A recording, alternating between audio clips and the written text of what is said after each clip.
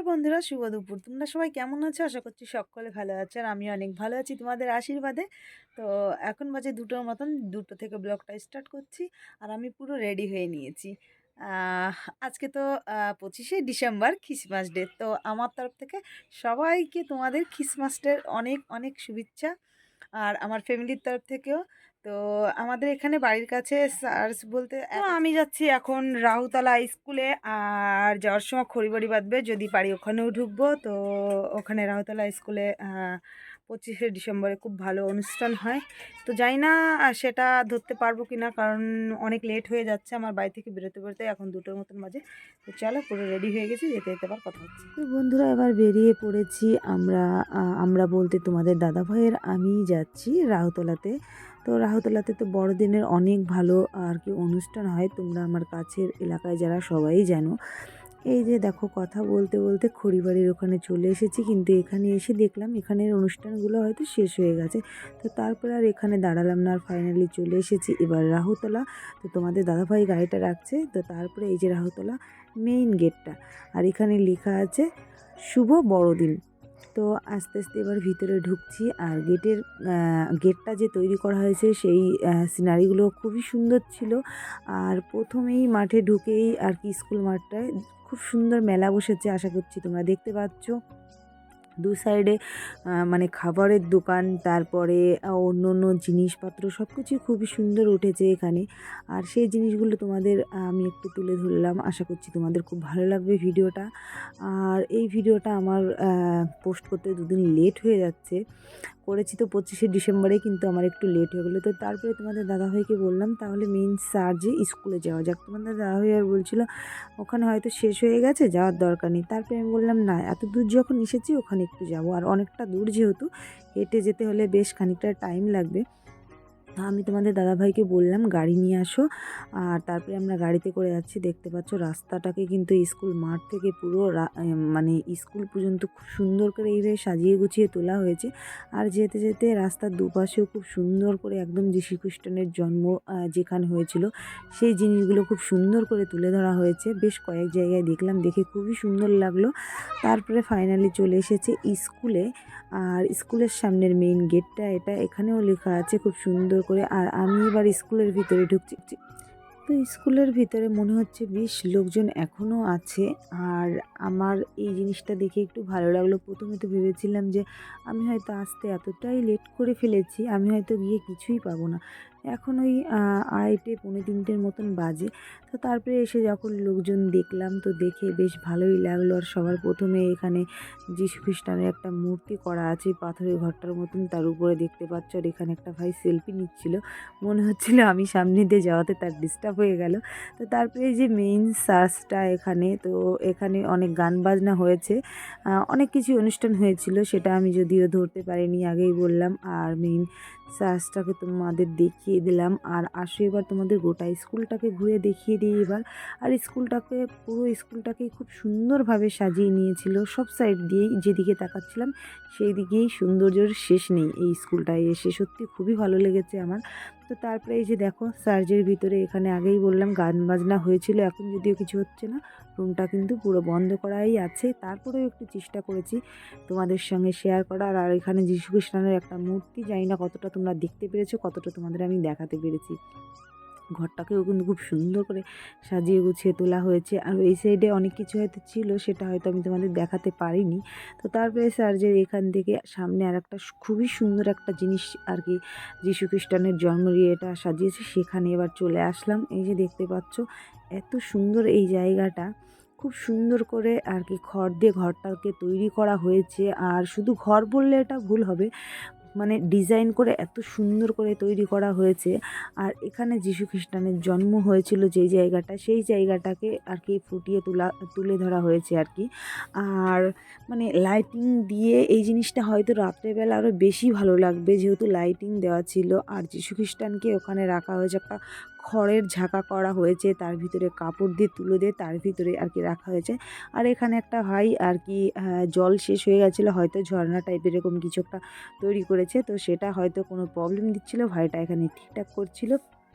আর এখানে এত সুন্দর ফুল গাছগুলো ছিল, যে আর কি মূর্তিগুলো ছিল, আমি হয়তো একবারে তোমাদের ক্যাপচার করে দেখাতে পারিনি, যেহেতু লোকের ভিড় ছিল প্রচুর পরিমাণে। তো আমি দূর থেকে একবারে নিতে পারিনি, একটু একটু করে নিয়েছি আর তোমাদের দেখিয়েছি। আশা করছি তোমাদের খুবই সুন্দর লাগবে এই ভিডিওটা। তো তারপরে এইখান থেকে আমি ভিডিওটা খুব ভালো করে একটু করে নিলাম তোমাদের জন্য। আর তারপরে আরও জায়গা কিন্তু অনেকটা এরিয়া নিয়ে স্কুলটা, সেই পুরো স্কুলটাকে ঘুরবো আর তোমাদের সঙ্গে আর কি সেই জিনিসগুলো শেয়ার করব। আমার তো এখান থেকে যেতেই ইচ্ছা করছিল না, এত সুন্দর সাজানো গোছানো ছিল, মনে হচ্ছিল শুধু দাঁড়িয়ে দাঁড়িয়ে দেখেই যাই এরকমই মনে হচ্ছিল। তো তারপরে তোমাদের দাদাভাই বললো শুধু কি এখানেই থাকবে, পিছনেও তো আরও কিছু আছে, সেগুলো তো দেখবে। তারপরে ফাইনালি এই যে পিছন সাইডটায় চলে আসলাম। এখানেও কিন্তু সেই সেম অনেক আর কি মানুষ ছিল এখানে, ভাইরা, ছোট ছোট ভাই বোনেরা অনেকেই ছিল। তো তারা ছবি তোলাতুলি করছে, অনেকে রিলসও বানাচ্ছে। আর এই জায়গাটা আমার এতটা ভালো লেগেছে, দুই সাইড দিয়ে এত সুন্দর ফুলের গাছ আর এমনি বড় বড় গাছও ছিল। আর তারপরে মেইন যে আকর্ষণীয় জিনিসটা তোমাদের দেখাবো, মানে সেটা, সেই সৌন্দর্যর উপরে আমার মনে হয় না কোনো সৌন্দর্য হয়। আমার অভিজ্ঞতা থেকে আমি বলছি, হ্যাঁ এটার কথাই বলছিলাম। এত সুন্দর এখানে ফুলের গাছ ছিল। এখানে কিন্তু সবগুলো চন্দ্রমল্লিকাই ছিল, অন্য কোনো গাছ ছিল, অন্য কোনো আর কি ফুলের গাছই ছিল না, শুধু চন্দ্রমল্লিকাই ছিল। অনেক আর কি আইটেমের অনেক কোয়ালিটির আলাদা আলাদা। তো এখানেও একটা দিদিভাই আর কি ছবি তুলছিল, অনেকেই এখানে এসে ছবি তুলছিল, ভিডিও করছিল। তো আমি একটু ছবি তুলে নিলাম, ভিডিও করে নিলাম। আমার খুবই সুন্দর লেগেছে এই জায়গাটা, মানে কি বলবো।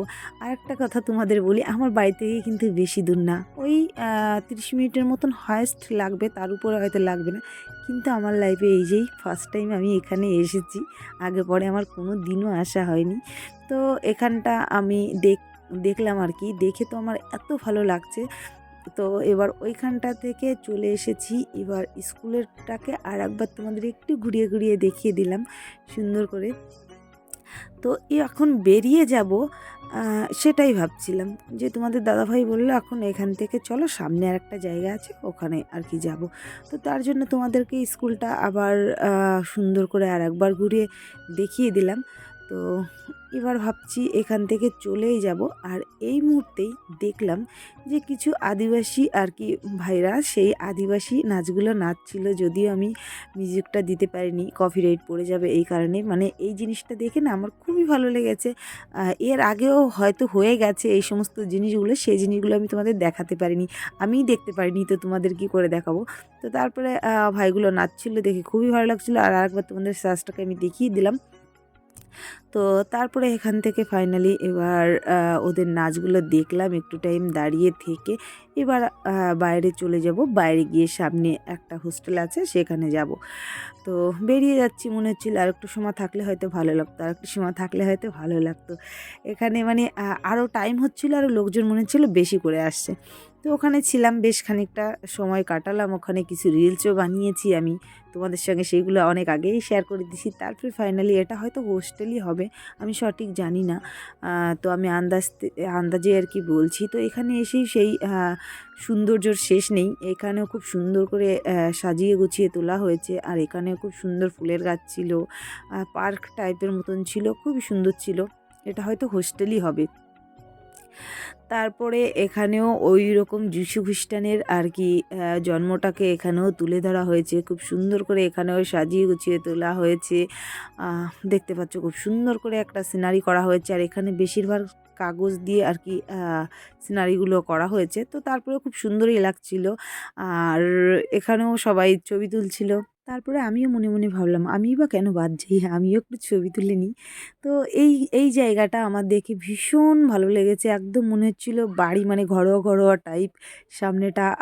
সামনেটা কিন্তু একদমই ঘিরে দেওয়া নাই, সামনে হচ্ছে মনে হচ্ছিল লোকজনের বাড়ি ওই সাইডটায়, যাই না ওটা আমি ওই যে লাইভে বললাম ফার্স্টই এখানে এসেছি, তো ওরকম আমার মনে হচ্ছিল। তো ওটা আদৌ বাড়ি না স্কুলের এরিয়া আমি বলতে পারছি না।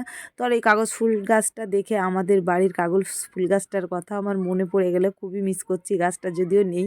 তারপরে গেটের বাইরে বেরিয়ে যাচ্ছিলাম আর আমি ভিডিও করতে করতে আসছিলাম। আর একটা বোন, সেটা দেখে আমি কিন্তু চিনিও না জানিও না, ও হাই করে দিল।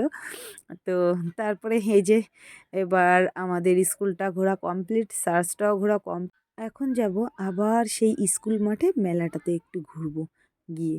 তো আসার টাইমে তো এমনি দেখেছি রাস্তার দুপাশে, কিন্তু মেলাটা আর ঘোরা হয়নি।